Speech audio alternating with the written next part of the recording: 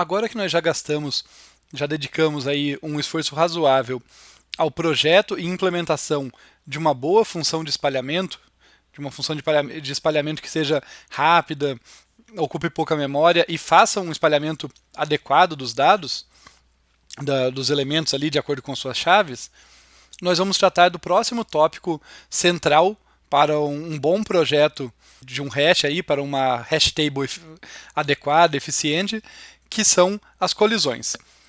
E eu começo apresentando aqui uma verdade inconveniente para vocês, que colisões são inevitáveis. Isso talvez pareça contraditório, porque a gente se dedicou tanto a fazer boas funções de espalhamento justamente para que dados com chaves diferentes caíssem em locais diferentes do meu vetor e, portanto, não colidissem. Tá? Só para definir formalmente, uma colisão ocorre quando dois elementos com chaves distintas caem na mesma posição do vetor. Todo o esforço de fazer boas funções de espalhamento é evitar colisões. E esse esforço não é em vão, deixar isso bem claro. Apesar de eu afirmar categoricamente que colisões são inevitáveis, se colisões forem muito frequentes, casos em que da nossa função de espalhamento, por exemplo, tem algum vício, algum viés ali que faz ela clusterizar, alocar muitas chaves em poucas posições das M disponíveis no nosso vetor, nós vamos comprometer seriamente a eficiência da nossa estrutura de dados.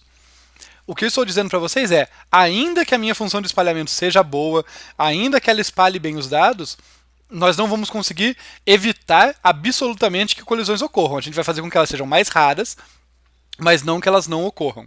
E é verdade também que não apenas elas vão ser inevitáveis, como nós não vamos conseguir fazer com que elas sejam raríssimas, digamos assim. Elas ainda vão ser comuns. E é isso que a gente vai analisar ao longo desse vídeo. Quão comum é ter uma colisão. Quão comum é que duas chaves ali diferentes, mapeadas por uma função de espalhamento adequada, boa, acabem coincidindo na mesma posição. E para isso nós vamos fazer uma análise aqui, considerando um puzzle aqui mental bastante famoso, então é capaz que você já tenha ouvido falar, que é o paradoxo do aniversário. O paradoxo do aniversário faz a seguinte pergunta. Olha, se a gente tem um certo número de pessoas numa sala, um certo número dado de pessoas, 10, 20, 50, e a gente quer saber qual a chance de, nessa sala, a gente ter pelo menos duas pessoas que fazem aniversário no mesmo dia.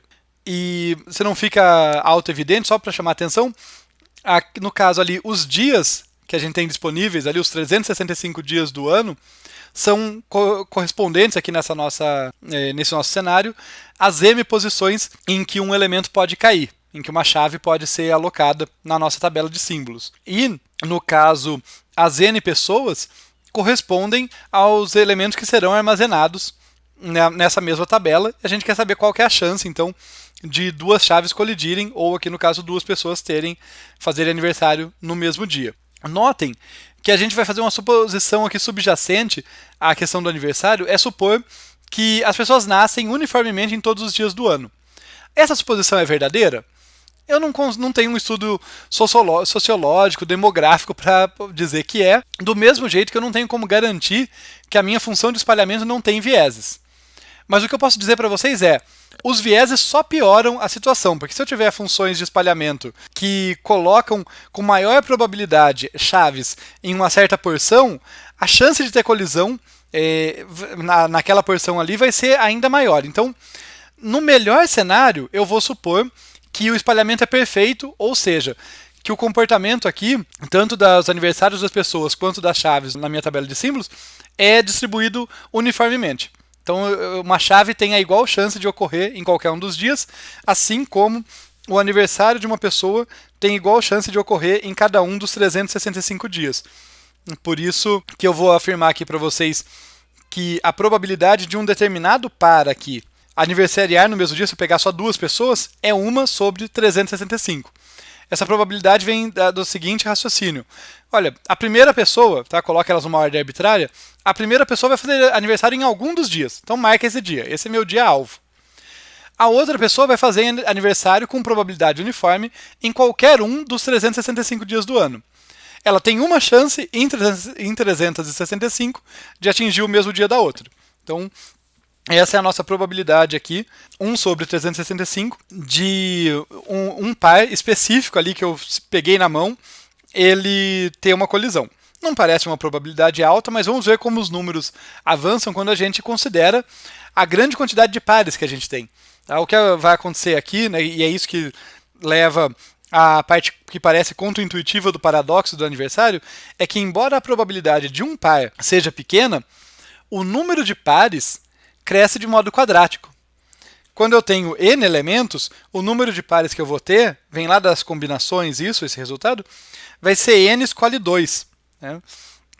Que eu já falei para vocês que às vezes vocês aprenderam assim, combinação de n tomados 2 a 2 ali. E isso aqui corresponde a n vezes n menos 1 sobre 2.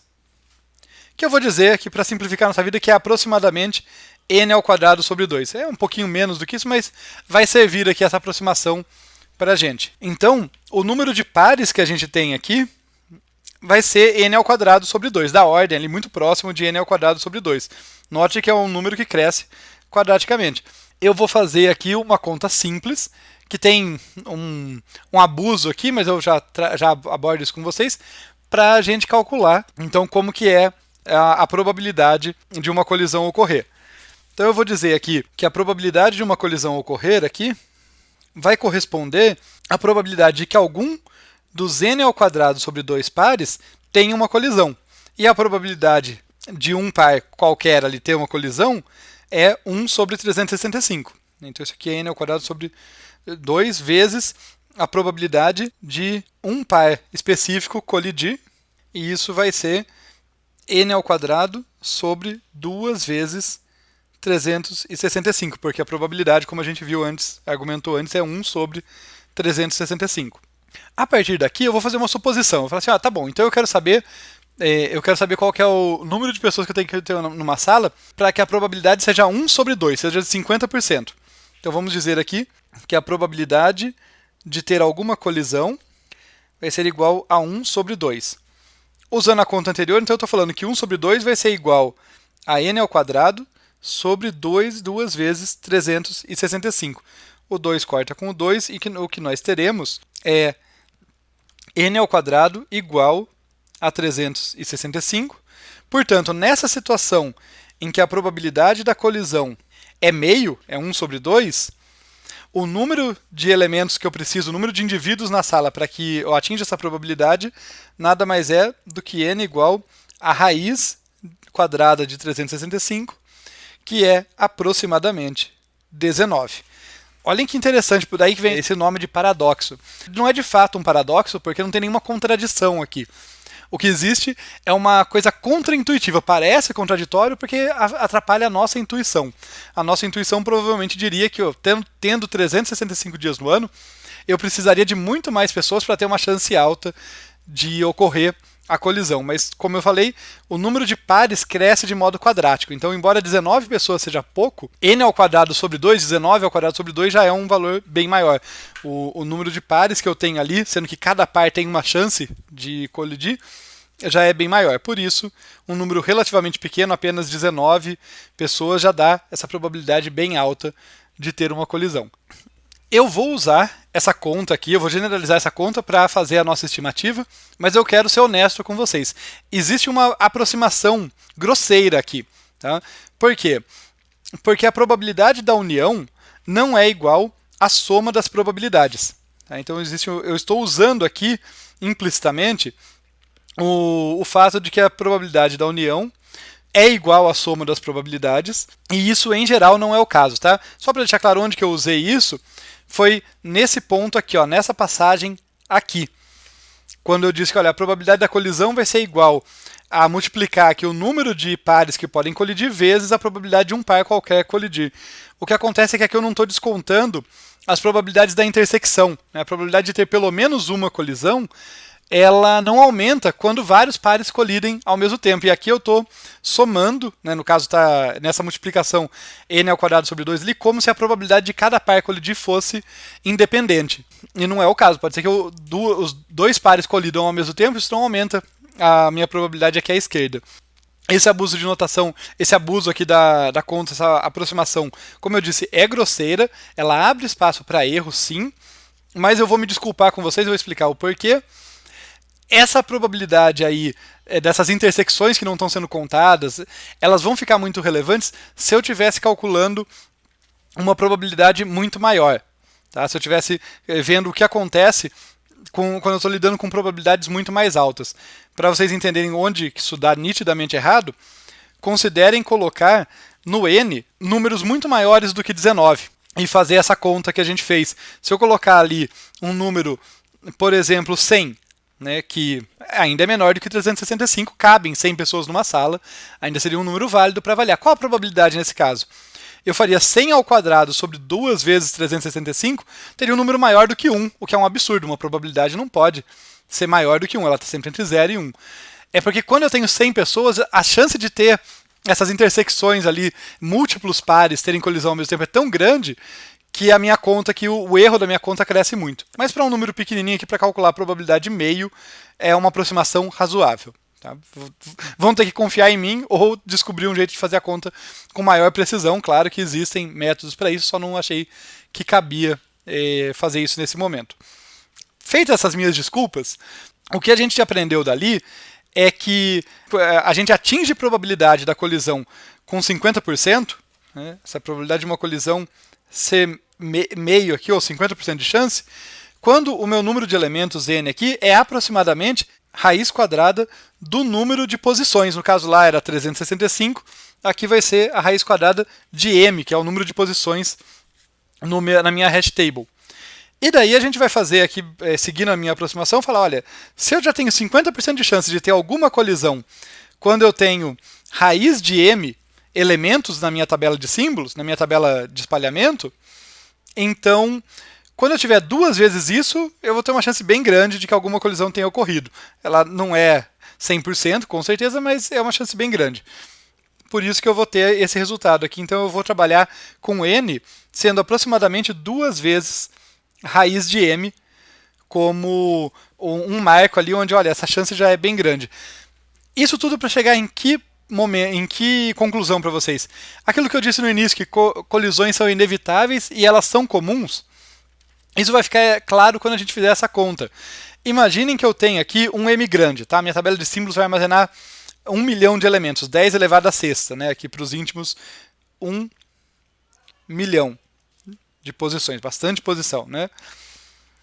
Quantos elementos eu preciso ter numa tabela de símbolos que tem 1 milhão de posições para que já tenha uma chance bem alta de ocorrer uma colisão? Vamos fazer as contas aqui. A gente argumentou ali em cima que quando eu chegar em 2 vezes raiz de m elementos, eu já teria uma chance bem alta, né?